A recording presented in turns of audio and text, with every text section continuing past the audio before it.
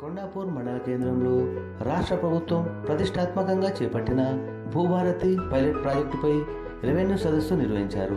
ఈ సమావేశంలో ముఖ్య అతిథులుగా రెవెన్యూ శాఖ మంత్రి పొంగులేటి శ్రీనివాసరెడ్డి, వైద్యారోగ్య శాఖ మంత్రి దామోదర రాజనరసింహ, తెలంగాణ పారిశ్రామిక మౌలిక సదుపాయాల సంస్థ chairman Nirmala Jaggareddy, MP Suresh Shetkar, MLA Sanjeev Reddy, food corporation chairman Faheem పాల్గొన్నారు.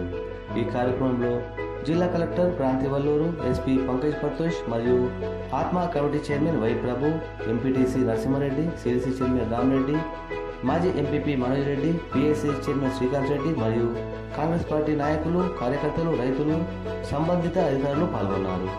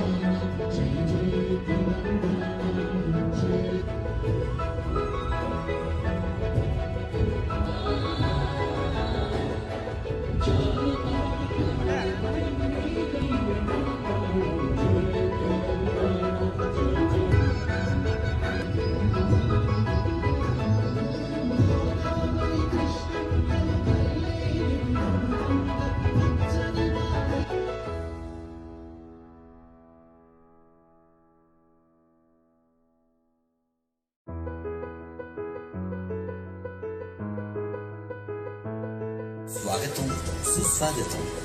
భూభారతి ప్రజా ప్రభుత్వపు ప్రతిష్టాత్మక కల్పవల్లి రైతాంగానికి అభయమిస్తున్నది మన తెలంగాణ తల్లి. ఈ సరికొత్త రెవెన్యూ వ్యవస్థకు 4 స్తంభాలు.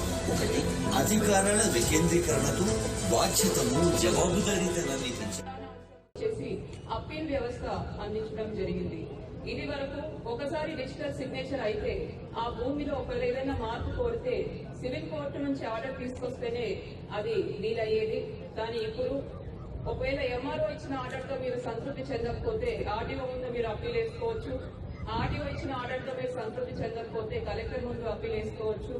కలెక్టర్ ఇచ్చిన ఆర్డర్ మీద ల్యాండ్ ట్రిబ్యునల్ మీద కూడా మీరు అప్పీల్ వేసుకోవచ్చు. అలానే 3వ ప్రధాన అంశం, కొత్త చట్టంలో నోటీస్ ఇవ్వడం అన్నది కంపల్సరీ చేయడం జరిగింది. ఇది వరకు ప్రజావాణిలో రైతులు వచ్చి చెప్పేవారు, మా తెలియకుండా మా పేరు తీశారు, వేరే వాళ్ళు మా భూమి చేసుకున్నారు, మా పేరు. మరి అది ఎంక్వైరీ చేస్తే ఎటువంటి నోటీస్ లేకుండా కొందరు పేర్లు తొలగించడం, కొన్ని పేర్లు ఎక్కించడం వంటివి జరిగినాయి. కానీ ఇప్పుడు అటువంటి తప్పులకు తావు లేకుండా ఎటువంటి మార్పు జరగాలన్నా పట్టదారులకు నోటీస్ అన్నది కంపల్సరీ ఇవ్వడం జరుగుతుంది. ఎటువంటి అభ్యంతరాలున్నా అవి 7 రోజుల కాలం పాటు స్వీకరించి ఒక హియరింగ్ పెట్టి అది ఒక స్పీకింగ్ ఆర్డర్ కూడా డ్రాఫ్ట్ చేసి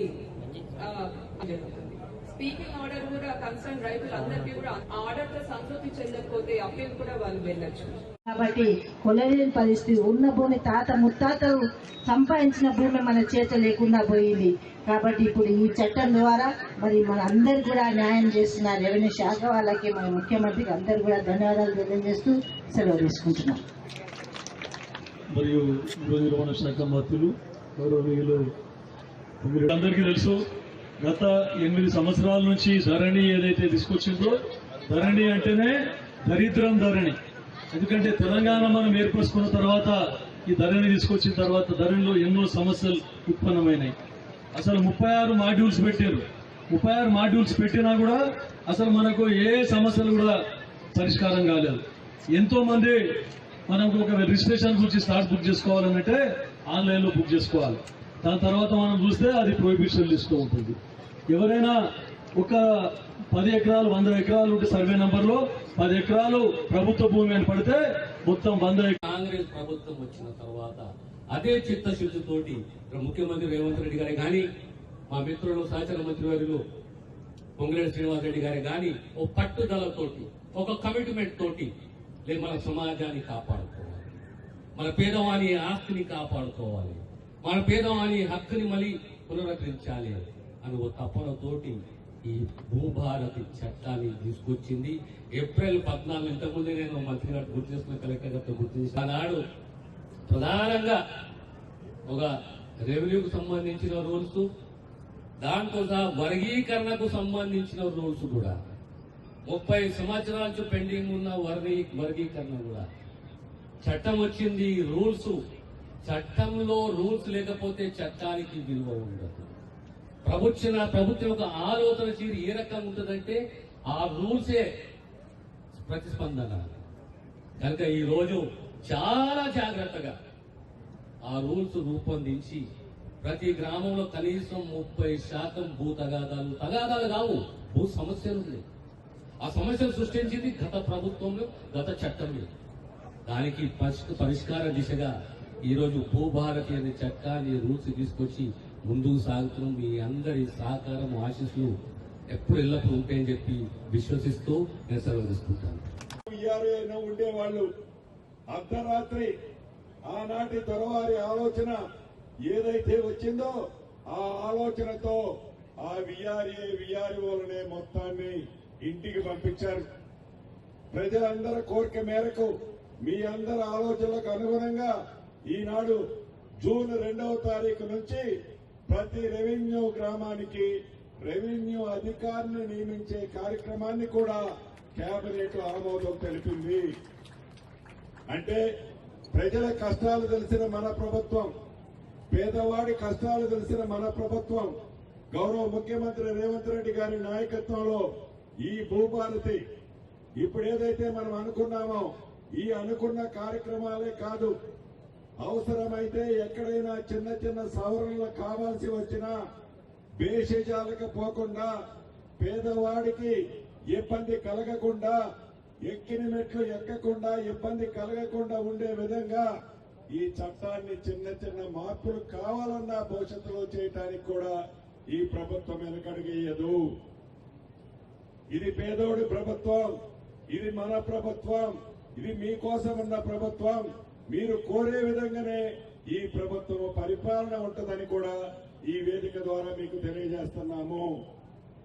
అంతేకాదు, ఏదైతే ఈ ధరణితో ఆనాటి పెద్దలు ఏవైనా ఈ భూభారతి చట్టం ద్వారా అవన్నీ కూడా బయటికి రాబోతున్నాయి. ఇందాక మిత్రుడు చెప్పినట్లు భూమి విలువలు ఎందుకు తగ్గాయా అంటే భూభారత్ వచ్చింది కాబట్టి ఆ ధరణిలో అక్రమాలన్నీ బయటకు వస్తాయని భయంతో ఆనాడు కబ్జా చేసిన వాళ్ళందరూ ఈనాడు హైదరాబాద్ ని వదిలేశారు కాబట్టి తక్కువైనట్లు కనిపిస్తుంది. కానీ వాళ్ళు వెళ్లిపోయినా పరారై